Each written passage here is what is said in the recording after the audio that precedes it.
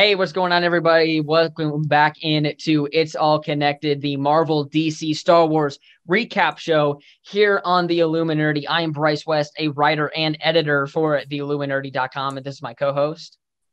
What's up, guys? Richard Nebens here, another writer, journalist for the Illuminerdi. Happy to be here, and it'll be a tough show, but we're gonna get through it. So we're gonna have quite the tough beginning for Richard and I, for more reasons than one. Because we've got some stuff to talk about from things that happened last week, and then also a little update on what's going on with Corbin. He's good, he's fine, but he did inform us that he will be taking a sort of leave of absence from the show, sabbatical, Illuminerdi, for a while.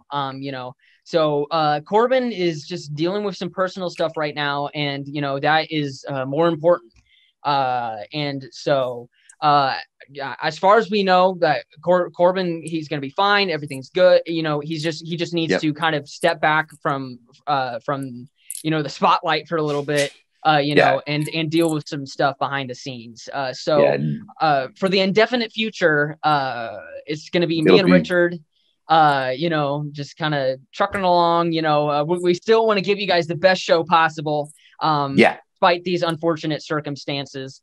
Everybody in the chat, don't in the chat preferably, but wish your goodwill to Corbin. I don't know if he wants people reaching out to him personally, so probably don't do that. That's probably a little overboard, but if in the chat, just so we can see it, the good messages in the comments, we're gonna give him his space right now, and let him go through what he needs to go through, but we're there for him. We'll be messaging him every few days, checking up on him, and we'll have him back at some point. But we will truck along without him. Yeah, we don't know how long this is going to be.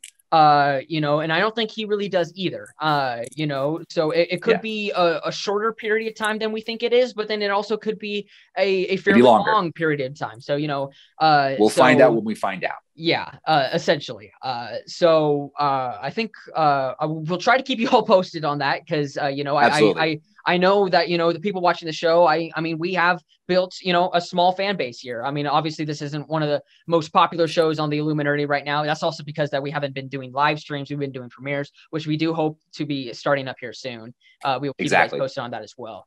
For sure. But we just felt like we should update you on that, so we're not constantly getting comments about where's Corbin, what happened to Corbin. This is what happened to Corbin. And so he'll be back when he's back, and we will do our best in his absence. Yes, absolutely.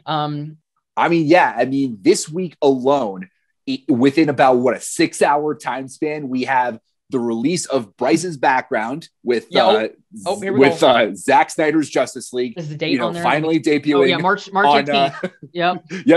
On HBO Max on March 18th. And then about 6 hours later, we have, I don't have a poster for it behind me, but we've got the first episode of The Falcon and the Winter Soldier premiering on Disney Plus at midnight Pacific time on March 19th. So I don't know which one you want to get into first, but obviously these are two huge releases coming out in 6 hours. I guess we'll just go with the one that comes out first, Justice League. For sure. And I think that we know a lot more about that for more reasons than one.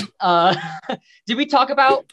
There's two reasons that we know a lot more about this Justice League. They're called Zack and Snyder. Yeah. Well, so did we talk about last week about how it leaked on the Tom and Jerry thing? I think so, but that's still a great topic. Sorry to repeat ourselves, but with Corbin not around, it's kind of hard to, because he's usually the one that keeps us. Corbin really is the glue that keeps us together. Yeah, I know. So this is going to be really hard. So if we're like talking like a broken record, bear with us. Bear with us, because because usually he's really good at keeping us. Yeah, we talked about this already, and we're going to get ready to talk about this next. So the whole movie, leaked on HBO Max. Under the guise of Tom and Jerry. So if you at some point in time, if you click to watch Tom and Jerry on HBO Max, the movie, Justice League would play. I can't even imagine people's reaction when that you're clicking into Tom and Jerry. I mean, fine movie, cartoon, live action animation, a la Space Jam kind of thing. And then you go in, and then this movie starts, and you're like, this isn't Tom and Jerry. It's a rated R Justice League movie, is what it is. So usually, we try not to really get into conspiracy theories here on the show. But I've talked about this to some people behind the scenes, and Richard, I want to get your thoughts on this. Odds are, what are the odds that this was an inside job? that this was what was supposed to happen? Like somebody purposely leaked. Somebody at Warner Brothers purposely leaked it early to kind of mess with the release. Because we know for a fact that Warner isn't too happy that this is being made, because they made the 2017 version. They back in 2017 they chose not to make this version. And they can't be too happy that it's being made now. And we'll get to that later. But the review scores are exponentially better already. And I mean, there's a lot that goes into it. I actually didn't initially think that was on purpose, but I wouldn't put it past somebody at Warner Brothers, because, like you said, this movie was not a movie that Warner Brothers wanted made. I mean, I'm sure that the 2017 Justice League wasn't a movie that Warner Brothers wanted made because of how bad it turned out. But for me, it was okay. But I don't hate it as much as other people. Like, I don't think it's like the worst movie ever, like some people say, but it definitely wasn't great. It was just at best. But then it's becoming very clear with the early reactions that this Justice League movie is going to be exponentially better. Yeah. To me, like, the original Justice League was just such a disappointment. That's really the biggest way I can put it. This is supposed to be DC's version of the Avengers. Mm-hmm. And to be fair, the Avengers was a completely unexpected, just absolute hit of a movie. I mean, I was looking up earlier. It turned out to be, it peaked at like the third highest grossing movie ever back in 2012. I mean, I think people weren't expecting Justice League to be that, but they were expecting it to be kind of in at the least ballpark. $1 billion movie. Yeah. Whenever made like 600 million, I think. The fact that Justice League is the lowest grossing movie in the DCEU. And that's counting Birds of Prey too, right? Because that's counting Birds of Prey. And Birds of Prey was on the cusp of COVID-19. Yeah. What did that come out? Like 2 months before COVID hit or something? 1 month. Yeah. Exactly. So, the fact that the DC's team up movie is the lowest grossing movie of the bunch, that's where the disappointment lies. No. Birds of Prey is less, actually. Okay. So it's the second lowest. Yeah, because I was gonna say, whoa. I know, like if Justice League made less than Birds of Prey. But... Yeah, okay. So Birds of Prey, did well, and then I can't. I mean, we can't count Wonder Woman. No, Wonder Woman's an anomaly. Wonder Woman 1984 is a complete anomaly. Then, let me look at what Wonder Woman made, because for COVID standards, I'm pretty sure Wonder Woman did pretty well. Yeah, but Wonder Woman made 188 million. So I'd say for COVID standards, that's pretty decent. Not horrible, honestly. Yeah. So, but I mean, for normal circumstances, I think, Justice League was definitely the biggest flop out of all of them. And then keep in mind, Birds of Prey had a much lower budget than Justice League. Absolutely. And it wasn't a giant Justice League was one of the most expensive movies of all time, pretty much because they filmed two different Justice Leagues. Because Zack Snyder's Justice League, where is it? That right here was pretty much all filmed back in 2016 during the initial principal photography. Exactly. So this movie was pretty much the movie that was made, but then they completely redid it. So basically, they made two completely different movies, and so exactly. And then they meshed them together into one. Just, yeesh. I mean, honestly, at that point, they probably should have. At the point that they were at with Joss Whedon, they probably should have just redid the whole thing. Honestly.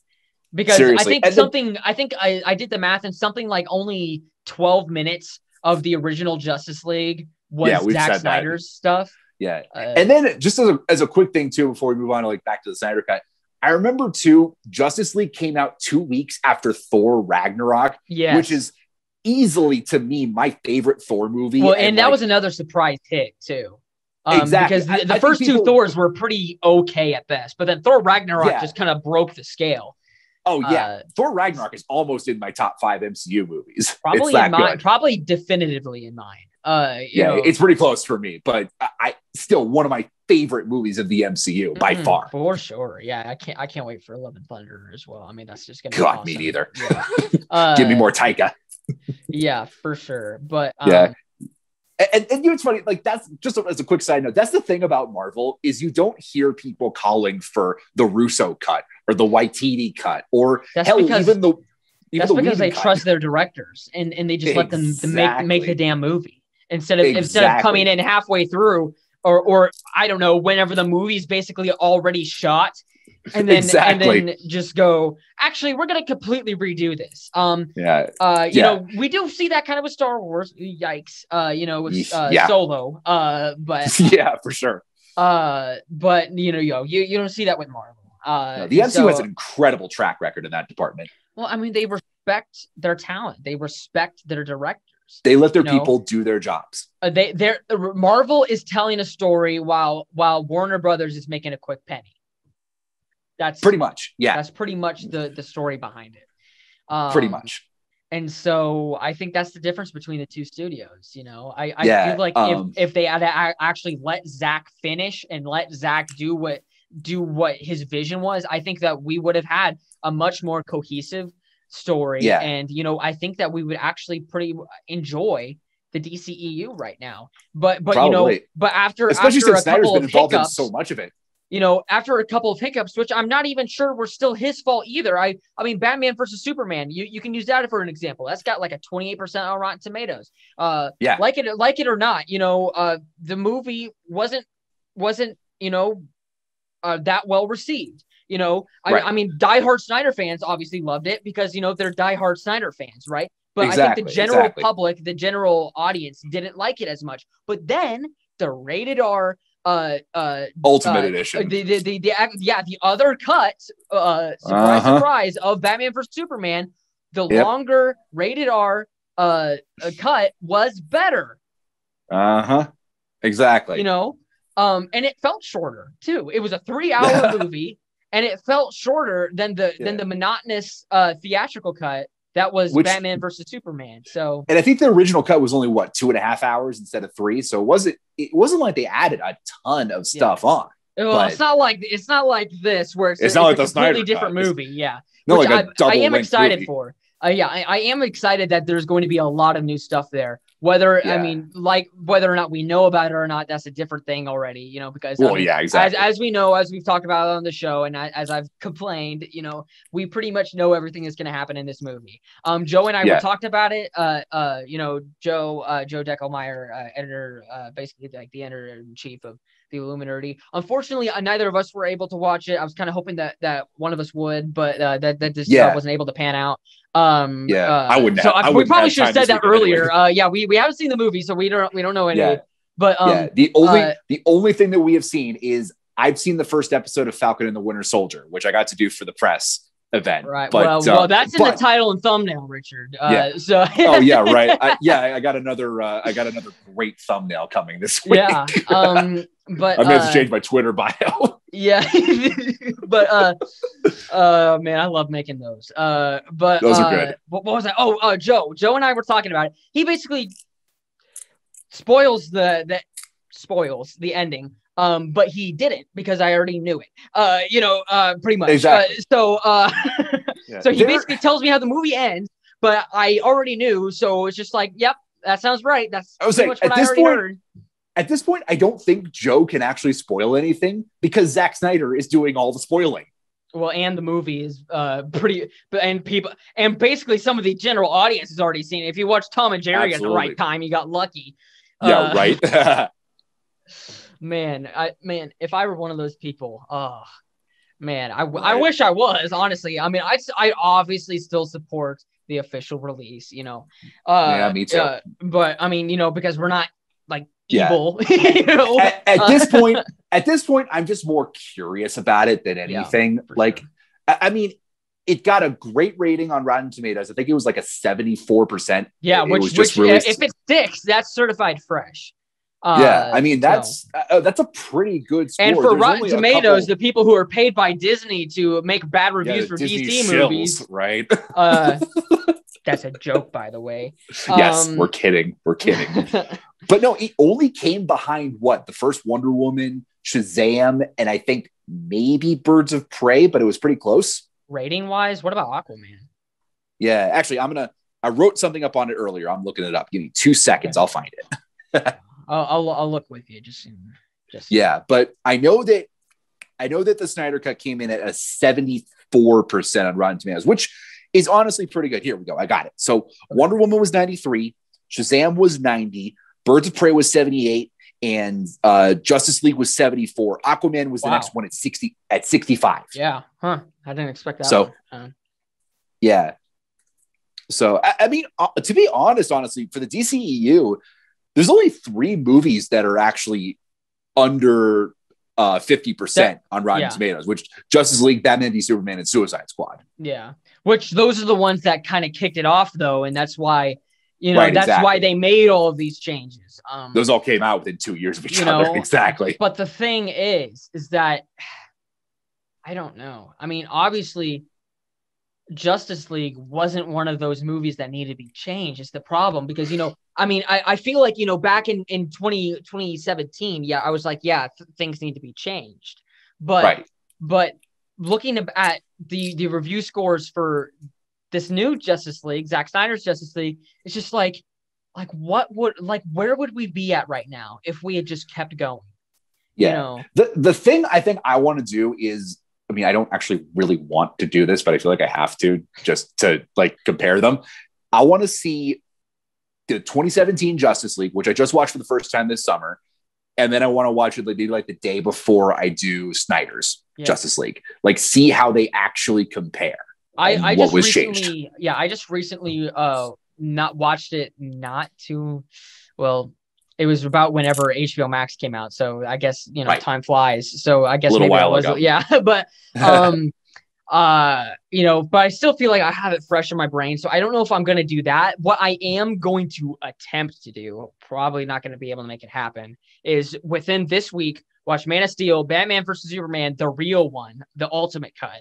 And then Justice League. Okay. Because I mean, that's the Superman trilogy right there. I mean, that is the Superman trilogy.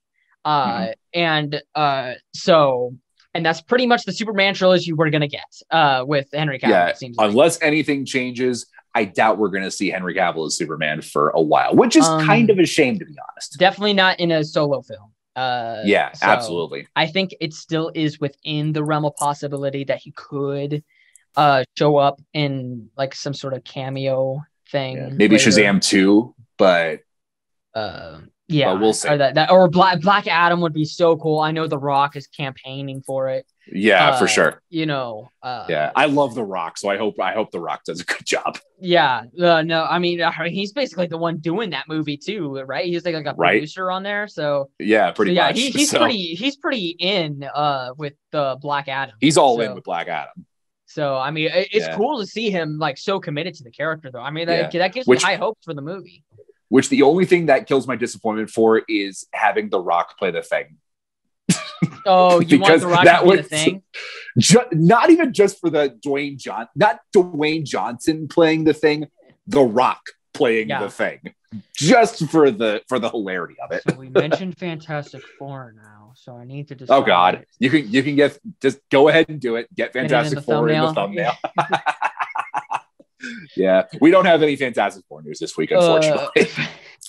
I guess for those new to the show, whenever we put Fantastic Four in the thumbnail, the episode does significantly better.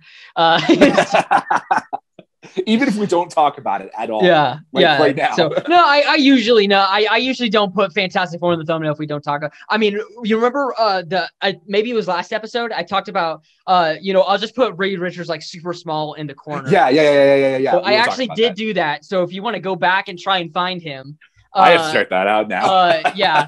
So Reed Richards is hidden, and not yesterday's thumbnail, last week's thumbnail. Yeah. Where's Waldo? Where's Mr. Fantastic? Maybe I need to do that forever. Like just hide like little tiny Easter eggs in the thumbnails. That'd be fun. We should do that sometime. Yeah. Yeah. But so does that kind of wrap up things with Justice League? I was just gonna say, I think I'm curious to see how trailer. Have you seen the new trailer? They did a final trailer. For Snyder Cut. Yeah. We haven't talked about that yet. Right, for sure. It came out. I did actually like this trailer better than the one than before because it showed us less. Believe it or not, exactly. I know. I don't want to see the whole movie basically in the trailer. But it gave us teases of Darkseid. It showed like a second of Joker, and that's all I wanted. That's all I needed. Exactly. All these trailers that come out, there really is an art to making a good trailer because you can't give away too much of the story. Mm-hmm. You have to get fans excited enough for the movie. I mean, there are some franchises like Marvel and DC and Star Wars that if you put out anything, people are going to get excited. But it's funny. I've mentioned this on the show before. Looking back at old Marvel trailers, they actually kind of gave away most of the movie, in the early days, like Iron Man, the Incredible Hulk and stuff like that. But you watch the trailer for Avengers Endgame, which I just watched on TV, the movie last night. Oh, okay. They don't give away anything. They basically gave away the title and that's it. Pretty much. Exactly. All the footage from the first Avengers Endgame trailer came from the first 20-30 minutes of the movie. Maybe and that not was even it. That. Yeah. Maybe the first 15. The furthest I think it went was and it's a 3-hour movie. So exactly. Yeah. I think the furthest it went in the plot was Ant-Man coming up to Nat and Steve at the Avengers facility. And they didn't even show Nat's new hair too. Yeah. So they hit that. Yeah. So, obviously trailers have gotten a lot more crazy as is going. Star Wars has done the same thing. Absolutely. But then also, you get into Star Wars Episode 9 and they didn't even reveal the movie in the movie. So actually, so oops, sorry about that. Anyway, Episode 9 was rough.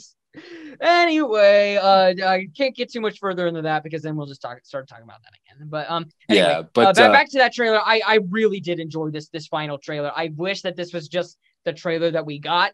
For sure. But it wasn't, unfortunately. And you know what?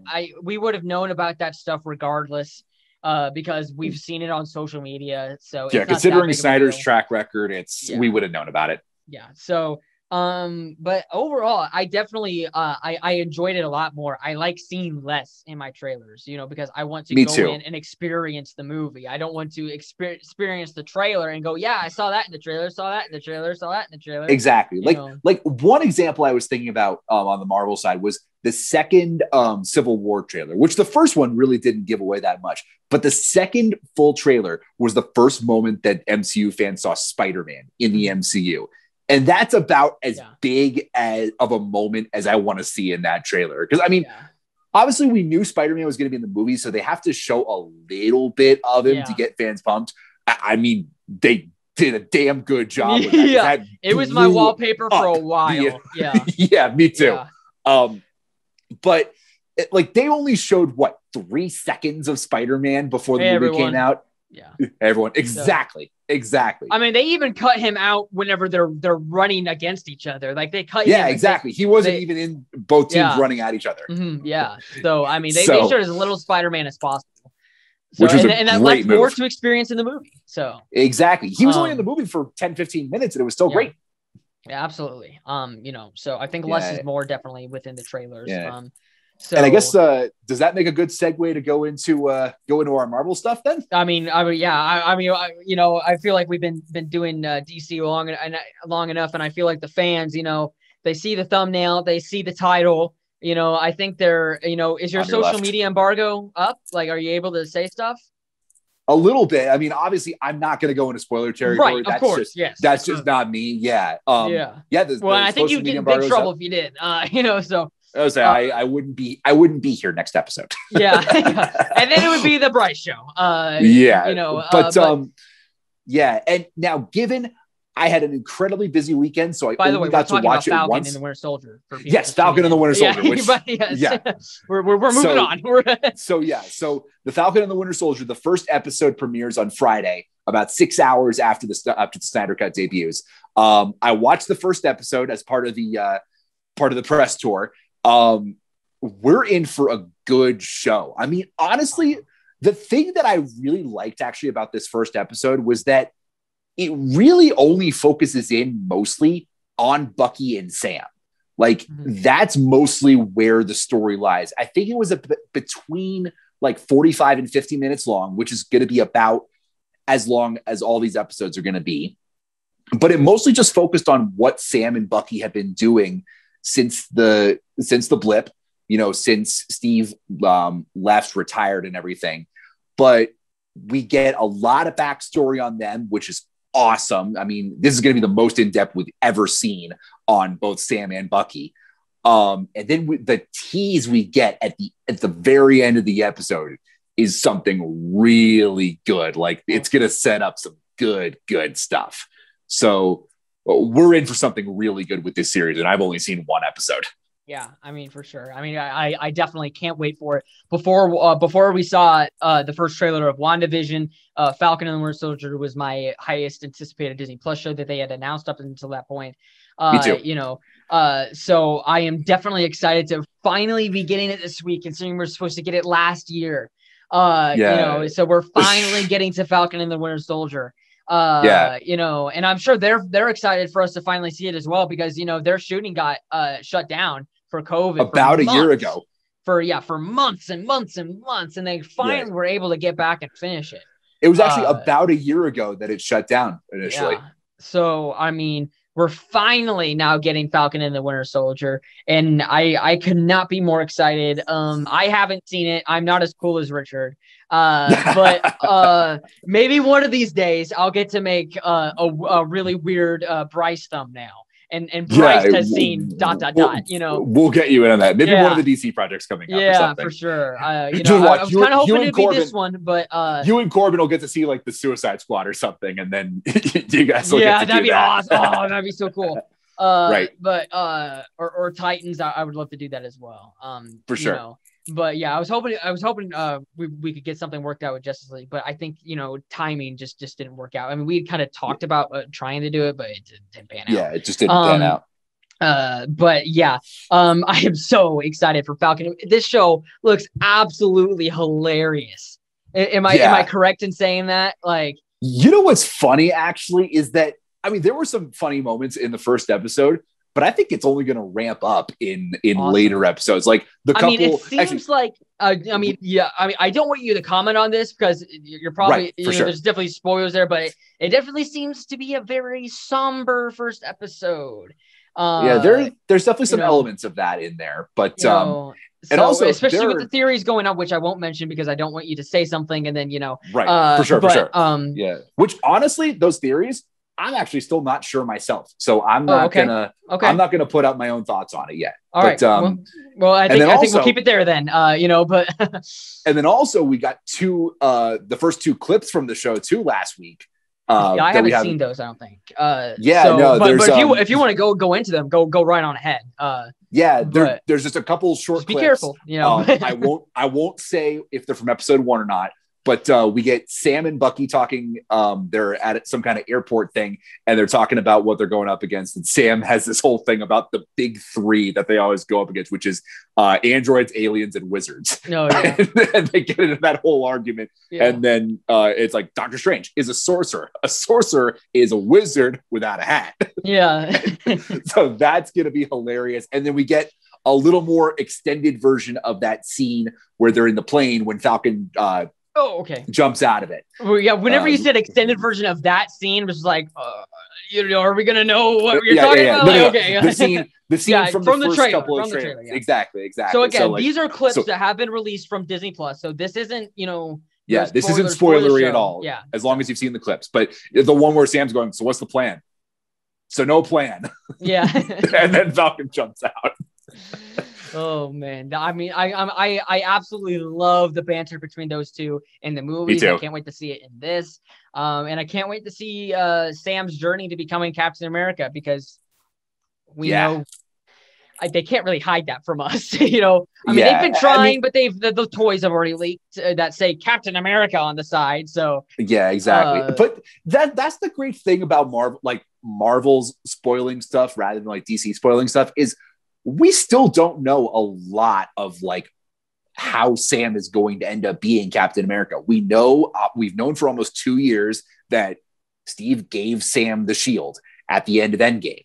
So it's just the filling in the journey of how we get there that we still largely don't know, which is great. Yeah.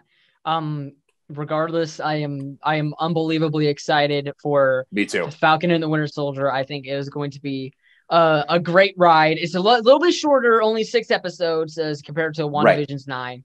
But although what I'll say about that is the fact that the early episodes of WandaVision were only about half an hour or so. Yeah, true. So I think in the end, it's actually going to be about the same amount of screen time, just in less episodes. And the only other thing I'll say to tease what's coming in this first episode, if you like the Captain America movies and how they were made and how they look, that's what you can expect in the Falcon and the Winter Soldier. I mean, the quality and the production design is top notch. Yes. I mean, looking at the trailers, it definitely seemed like, this is a Captain America movie without Steve. And exactly. I'm absolutely all for that. I cannot wait to see this show. But me too. Moving on to some more Marvel Disney Plus stuff. Marvel's Assembled came out, which is the sort of documentary style, talking about the making of these new Marvel projects. And they started off with WandaVision. Richard, I know you didn't have a chance to check it out, unfortunately. Tomorrow's my day off, and I will. Well, then there you go. And we do pre-record these, of course. So this is a premiere. We're filming this on Monday for day Tuesday. Before, so Monday the 15th. I thought it was awesome. To see what went into like their huge inspiration with the Dick Van Dyke Show. They even had lunch with Dick Van Dyke to talk about it. I did hear those stories. Not even that, but just how they shot things. The Dick Van Dyke Show, they shot things as if it was like a play, and they just moved from scene to scene. With like the as cameras, if it were as if it were a play. And so they kind of tried to replicate that with WandaVision. We went into like extreme detail on the theme songs, and I loved that. Nice. I can't wait to see that. I love the theme songs. Yes. And, whenever Marvel Legends came out, and it was just kind of a clip show, I was like, oh man, I really wanted to see, Paul Bettany and Elizabeth Olsen, talk about their history with Marvel and what it means to be here today. Sounds like this is what we get with Assembled. All of that. We get all of that. And so it was wonderful to see. It was wonderful to see Catherine Hahn talk about Agnes and Agatha Hart. I've heard she's as good in this as she is in the actual show. Yeah. This documentary really shows how perfect she was for this role. And I hope we get to see more. We get a little bit of the Evan Peters stuff. I thought we were probably going to get more, but I think because a lot of that stuff leaked, they didn't really go into how they, were trying to hide him and stuff. Yeah. Well, the lengths they went to hide him were pretty extensive. Yeah, I know. So we didn't really get to see too much of that, but then we got a lot of stuff with Monica Rambeau, about what it means to be a new Black female superhero in the MCU. That was awesome to see. And then we got to see stuff from Jimmy Woo Randall Park and Catherine Dennings, who played Jimmy Woo and Darcy. See their start with the MCU and what it was like to return. Nice. And cool. I mean, awesome stuff to see. Definitely check that out if you have a free moment. Because it's about an hour, right? Yes. But it is so worth it. I mean, if you loved WandaVision, I mean, I think it's just so cool to see went into making this near to perfection show. In my opinion. And I gotta say, you got me even more excited with that theme song thing, because for those of you who don't know my background, I went to music school. Like my college degree is in music business from one of the top music schools in the country.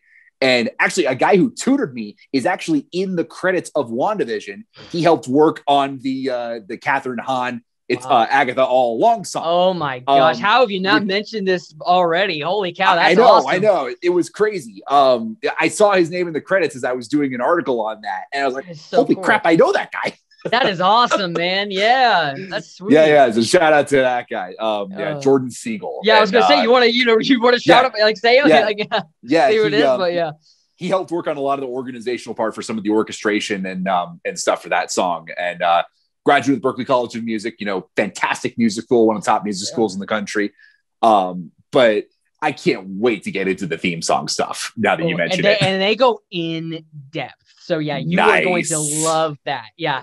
I mean, that was probably one of, if not my favorite part of that was seeing how they did all the theme songs. For a music school grad, that sounds like pure heaven. Yeah, no, that I think you're really going to enjoy that. But I think that kind of wraps things up with the WandaVision portion of today's episode. Richard, what else do we have for today? Yeah, I mean, honestly, there wasn't actually a ton of new stuff this week. I mean, we've got the Snyder Cut, we've got Falcon and the Winter Soldier coming out, Assembled came out, Snyder Cut got its Rotten Tomatoes. I don't think there was a ton of other stuff now that I think about it. Yeah, I know we don't really have any updates on nothing from the Star Wars. Yeah, no Star Wars updates really. Yeah, nothing really with Star Wars. I mean, I don't know. It feels like we're kind of pretty much done, but it doesn't seem like we've been going for very long. I was saying it does feel like a little bit of a lull this week, but I mean, next week's gonna be a big one. I mean, I'm gonna try my hardest to see the Snyder Cut before we record next week. It's gonna take me. It's a long movie. It's gonna take me 4 hours. I know I'm sure as hell not gonna be able to do it in one sitting. But I can't wait to do that. I'm excited to watch Falcon and Winter Soldier again. You can catch me on. I'll be returning with my MCU recap show post credits. This one, new cap recap. Which I love. Shout out to my wife who came up with it. Yeah. And then you can also you'll also be able to watch it along with the Illuminerdi. We did it for the last couple of episodes of WandaVision, and we do it right when it premieres at midnight Pacific time. It's been me, Brax, Caitlin, and a couple other people kind of rotating in and out. But we do a watch along party for all these Marvel shows, and we're going to keep doing it with the Falcon and the Winter Soldier. And I'll be there for that, and can't wait to see you guys there. Yeah. Well, one more thing before we go. I'm glad I thought of this because this is pretty big. Pretty big. I don't think we're gonna go too much into it because but Avatar beat Endgame right. As the highest grossing film of all time. Now people are gonna go crazy. Like, oh my gosh, what? But I don't really think it's that big of a deal as people are making it out to be. Because I mean they re-released it in China. I saw somebody on Facebook saying, like, this is so selfish that the creators of Avatar, they just did this just to beat Endgame. It's just like, first of all, James Cameron has no input on when Avatar gets re-released. Second of all, Disney owns both. So Disney beat Disney. We'll see how Disney comes back. I don't really think it was that. I think it's just kind of a something. It was the second highest grossing film of all time. Now it's the first. They're just trying to get big movies to come out to re-release into theaters to get people sort of trying to go back in again. Yeah, we're going. Mark my words, we're going to see the exact same thing with Endgame, and then Endgame will pass Avatar again. Yeah, here's my thoughts on it. You're releasing an 11-year-old movie. I know it was the highest grossing movie of all time for about a decade. Say what you will about Avatar. It's now again the highest grossing movie ever. So congratulations, James Cameron. You win again. Yeah. Honestly, when you look at the top grossing movies ever, The top 5 has 2 movies from James Cameron and 2 movies from the Russo brothers. Yeah. Both Endgame and Infinity War are 2 of the top 5 grossing movies ever. And James Cameron also has Titanic in there. So and Zoe Saldana was in 3 of those. So yes, Zoe Saldana is in the top 2 grossing movies ever and number 5. So I mean, good for her. Yeah, holy cow. But get her into Star Wars, and then maybe that'll get up there as well. Oh Lord, yeah. But if she was in Force Awakens, oh my gosh. Right. And here's what I'm thinking too with the re-release thing. Well, I have 2 quick thoughts on that. I think anything that's re-released after that long, I don't think personally shouldn't count. At least it doesn't to me. Endgame did its re-release within a few months after its first one to get that final boost to get over Avatar in the first place. But I mean, regardless, it is what it is. I think it should, just simply because, you're still getting people to get out and go see the movie. Right. Yeah. So, I mean, sure. I mean, you're still getting people to go out to the box office and see your movie. Fair. So I think that still counts, even if it's 11 years later. But for me, that's just my personal thing. And then for me, it will be the same whenever they do it for Endgame, and then Endgame passes up Avatar again, you know? And here's the thing too about Endgame. I actually wouldn't be shocked if Marvel releases more than just Endgame in theaters. Like it'll probably be a double feature. I think that'd be cool. Maybe an Infinity War Endgame double feature, or maybe even some of the older Avengers movies, the first one or Age of Ultron or something. I think Marvel has the opportunity to maybe help really push people back into movie theaters, get theaters going again. And especially they'll probably do that as a lead up to Black Widow once it comes out, because that's going to be the first MCU movie in almost 2 years. I mean, obviously they're killing it with Disney Plus so far. I think Disney Plus is a huge success for the MCU, but the movies are their bread and butter. The movies are what everything was built on in the first place. Yeah. Well, I can't wait to see how that pans out. I do predict that eventually Endgame will be back in number 1 at some point, but for right now, it'll be back and forth for sure. Avatar is back at number 1. So, congratulations, James Cameron. Yeah, for sure. But with that being said, unless Richard, you have something else, I think tacking on to that last point real quick. Did you see that really cool piece of artwork that somebody drew? I think it was maybe Boss Logic on Twitter. It was the first part of the Avengers Endgame logo, the AV, and it kind of dusted into the Avatar logo. I haven't seen that, but that's I gotta go take a look at that. It's kind of pretty cool. It's got the Thanos armor scarecrow at the bottom in Pandora, and it's got all those animals in there. It actually looks pretty cool. I gotta go check that out afterwards. Even as someone who's not that big of an Avatar fan, that was some pretty impressive artwork right there to kind of pay tribute to that. For sure. Well, unless there's any other topics, I mean, that you can think of. I think that's it on my end. Well, yeah. I mean, unfortunately, we hate to end it so early. It feels like we're done already. But exactly. I think it was a slow news week, and we're still trying to adjust. With just Richard and I for now. For the time being, yeah. So just kind of bear with us for a little bit. As we get used to this. And then hopefully we'll continue doing the best job we can. Now, don't get me wrong. I mean, mark my words. Next week we're gonna have plenty to talk about. We're gonna have a 4-hour movie to discuss, and Falcon and the Winter Soldier premieres. So we're gonna have 5 hours worth of material to chat about. So hopefully we can get to all of it before the show. But yeah, absolutely. I don't remember specifically how long Falcon and Winter Soldier is, but it's somewhere between like 54 minutes. Yeah, I think it was somewhere between 45 and 50, but pretty close. Yeah. So, with that being said, guys, thank you guys so much for tuning in to today's episode of It's All Connected. Be sure to check out all of our other stuff that we do here on the channel, especially our our other Marvel shows that we do. Richard's got No Cap Recap coming out here. For Falcon and the Winter Soldier. My favorite title yet. Yeah, I know. It's awesome. I love it. And then we also have the Illuminerdi watch along, where you can watch the new episodes of the Marvel Disney Plus shows with members of the Illuminerdi, including Richard. So definitely be sure to stick around for that. You know, if you can stay up midnight that late, Pacific time every week. Yeah, depending on your time zones, of course. Yeah. But yeah, and then you know, we've got other shows here on the Illuminati as well. We got Power Ranger shows now. Well, wrestling. We've Power Ranger shows. We got wrestling, Star Trek. We got Super Sentai. I just started a new show, the Retro Sentai Wrap Up, where we're going to be doing old seasons of Super Sentai. Very cool. So there you go. If you want to check that out, if you're interested in that kind of stuff, definitely be sure to check that as well. Just be sure to subscribe, turn on those post notifications, be notified of everything new coming to the Illuminati here in the future, and be sure to like this video. And you know, just keep engaging the comments, you know, the live chat, you know, for the premiere. And one last shout out to Corbin. We love you. We miss you. Oh yes, get better soon. Send love to Corbin. You know, be respectful about it, of course. Don't try to you know. Reach out to him privately, but you know, here the live chat is perfectly, you know, perfectly acceptable. You know, just to send your. We best love wishes. you, man. So, with that being said, that wraps up today's episode of It's All Connected. Thank you all so much for watching. And remember, here at the Illuminerdi, we're always watching. Take care. See you guys.